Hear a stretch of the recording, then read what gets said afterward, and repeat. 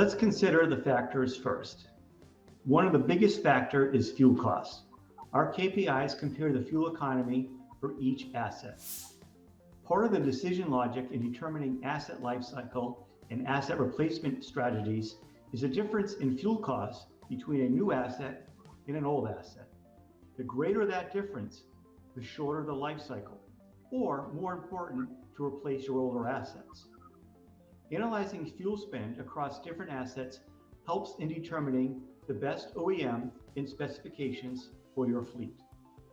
Another big factor we analyze in the total cost of ownership is acquisition and financing. What you pay for an asset and how you depreciate or finance it greatly affects TCO. It is important that the term you depreciate or finance an asset matches its optimal life cycle. It is a good idea to determine the life cycle for each asset as you procure new equipment, so you can wrap the most appropriate finance structure around it. For example, if your term is too short, you'll be overpaying in CapEx with each new piece of equipment. If your term is too long, you'll be overpaying in maintenance, downtime, and fuel. Other important factors we analyze are equipment parts, tires, lubricants, and labor costs. Whenever possible, we analyze the data by VMRS code to give full visibility into parts and components spent. Measuring maintenance and repair spend by component allows us to identify trends for higher cost parts, which helps in cost avoidance during that fleet planning process. The metrics. We look at the total cost of ownership in a few different ways to give us different perspectives and additional insights into trends and patterns. All metrics we analyze are at the asset level.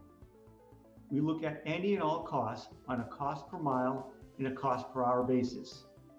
We begin by aggregating the data and analyzing the costs on a monthly basis. Then we roll it up annually and continue to measure that for the life of the asset.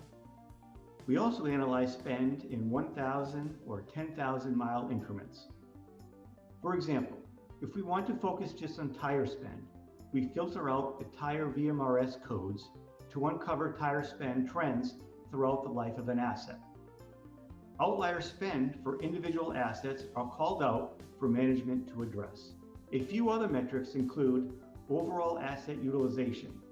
This type of metric helps to ensure that you do not pay for miles you don't use or overutilize a piece of equipment.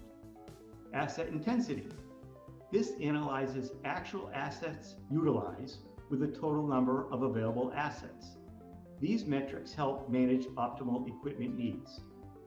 Asset performance analyses. This ranks performance of each piece of equipment from worst to first. A composite index is created based on various spend and performance categories to determine which assets should be replaced first during your fleet planning process.